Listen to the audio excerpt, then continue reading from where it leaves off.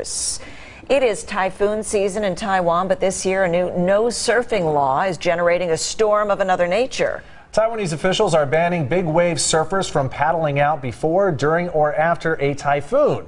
Jeff Zevely is live at La Jolla Shores with local reaction from surfers. Jeff?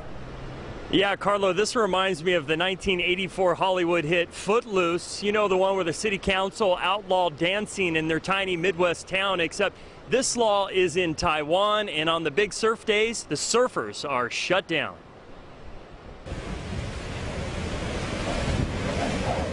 From now on, when a typhoon land warning is issued in Taiwan, it will be illegal for surfers to surf, even if the water is glassy and the waves are epic. It sounds like it's a law being made by people that aren't educated. Bert Huffman, owner of Bird Surf Shed, has surfed all over the world and says in Taiwan, surfers wait all year long for a typhoon swell. It's good surf as opposed to wind swell surf, which is not good surf.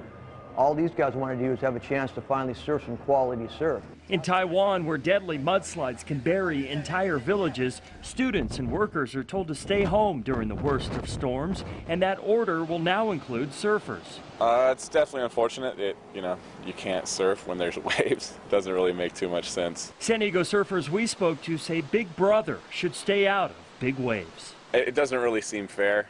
Who's exactly to say what's dangerous and what's not? If you know what you're doing. About 200 expert surfers in Taiwan say they have the skill to tackle typhoon surf, and they don't feel the ocean should be regulated. People have the right to go out in the water. It's nature's water. It's everybody's water. Although storm-chasing surfers are often portrayed as daredevils, locals we spoke to say surfers should always be able to set their own limits. I would think that anybody who'd want to try that would probably know what they're doing, but, anytime people go out in a big surf, people die from time to time. So, it's something I definitely wouldn't try, but there's some people out there that want to give it a try. Go for it, but just do it real safe. Safe or not, from now on, Taiwan boat patrols will monitor typhoon surf. That's what any surfer lives for. Bert Huffman says if he were living in Taiwan, he'd risk the $1,000 plus fine and paddle out if the waves were up. Wouldn't stop me. I'd go out. You have to. You're a surfer. That's what you do. Here locally, San Diego lifeguards say they have the right to tell any experienced surfers to stay out of the water on the big surf days, but they say that when it's huge, they let the experienced surfers paddle out at their own risk without citations.